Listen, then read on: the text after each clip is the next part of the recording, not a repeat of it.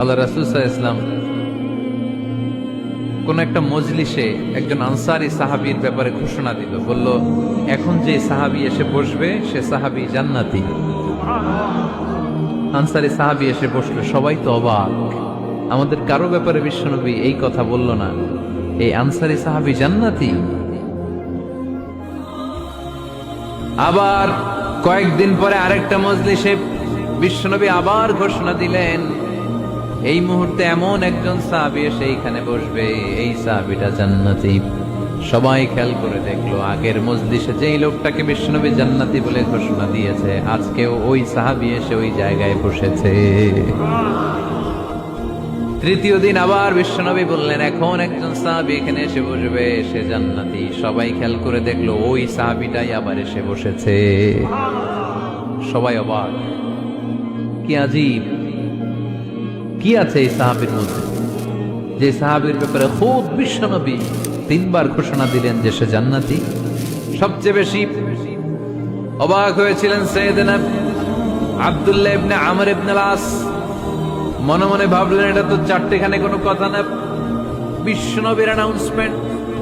দুনিয়ার বুকে বিশ্বনবী তিনবার এই আনসারী সাহাবীকে জান্নাতি বলে ঘোষণা দিয়েছে, নিশ্চয়ই এই সাহাবীর এমন বিশেষ কোন আমল আছে, এমন বিশেষত্ব আছে যেটা আমাদের মধ্যে নাই।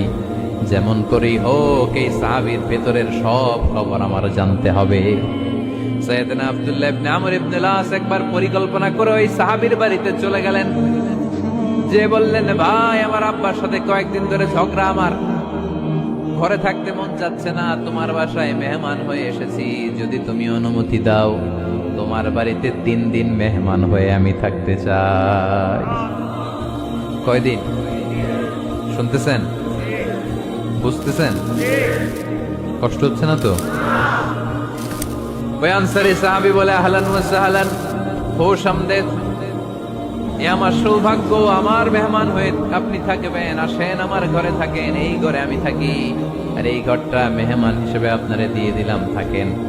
এবার আব্দুল্লাহ ইবনে আমর ইবনে আস খুব ভালোভাবে ফলো করতে লাগলেন, কখন এই আনসারী সাহাবী কি করে। 1 দিন, 2 দিন, 3 দিন পর্যন্ত ফলো করার পরে সাইয়েদনা আব্দুল্লাহ ইবনে আমর ইবনে আস এমন কোন বিশেষ আমল এই সাহাবীর মধ্যে খুঁজে পায় নাই। 3 দিন গভীরভাবে পর্যবেক্ষণ, অবজারভেশনের পরে বিশেষ কোন আমল ওনার চোখে পড়ে নাই।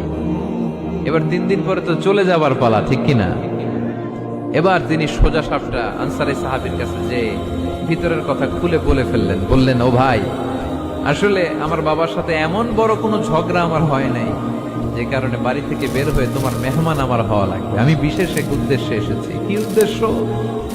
আব্দুল্লাহ ইবনে আমর ইবনে আস এবার বলতে আরম্ভ করলেন, আমরা খেয়াল করেছি 3টা মজলিসে বিষ্ণু ঈসা ইসলাম তোমাকে জান্নাতি বলে ঘোষণা করেছে, তাই আমি জানার জন্য এসেছি তুমি এমন কি আমল করো যে কারণে বিশ্বনবী ঘোষণা দিলেন যে তুমি জান্নাতি।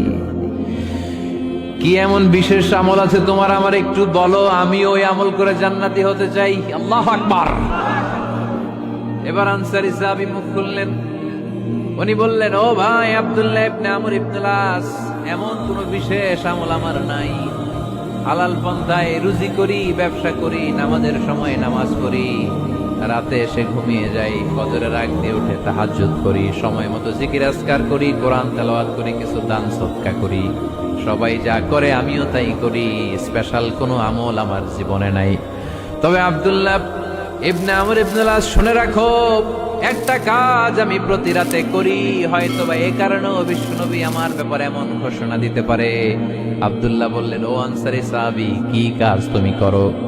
এবার আনসারী সাহাবী বলতে লাগলেন, প্রতি রাতে যখন আমি আমার বিছানায় ঘুমোতে যাই, আমি কারো ব্যাপারে কোনো রাগ, কোনো হিংসা, কোনো ক্ষোভ অন্তরে নিয়ে ঘুমাতে যাই না। ওই দিন যার সাথে যা হয়েছে সবাই রে মাফ করে দিয়ে মিটমাট করে একটা প্রশান্ত অন্তর নিয়ে আমি বিছানায় ঘুমাতে যাই। ওই দিনে কেউ আমার গালি দিছে, কেউ আমার বকা দিছে, কেউ আমার বিরুদ্ধে মিছিল করছে, উল্টা পাল্টা যে যাই করুক না কেন, আমি কিচ্ছু মনে রাখি না। আওবি ইলা ফিরাশি, আমি এমন ভাবে আমার বিছানায় যাই, ওয়ালাইসা ফি কলবি হিকদুন আলা আহাদ, এমন অবস্থায় আমি শুয়ে পড়ি যে আমার হৃদয়ে কারো ব্যাপারে আমার হৃদয়ে কোনো ক্ষোভ নাই, কোনো হিংসা নাই, কোনো অহংকার নাই।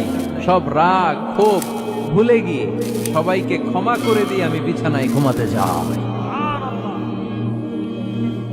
এজন্যই বিশ্বনবী এই সাহাবীকে তিনটা মজলিসের ভরা মজলিসের মধ্যে জান্নাতি বলে ঘোষণা করেছে। এই হাদিস থেকে শিক্ষা হলো, আমরাও যদি প্রতি রাতে বিছানায় ঘুমোতে যাওয়ার আগে সবাইরে মাফ করে দিয়ে মনের যত ক্ষোভ জ্বালা যন্ত্রণা আছে সব ভুলে যে বিছানায় ঘুমাতে পারি, এই সাহাবীর মতো আমাদেরকেও জান্নাতি হিসেবে কবুল করবে কে?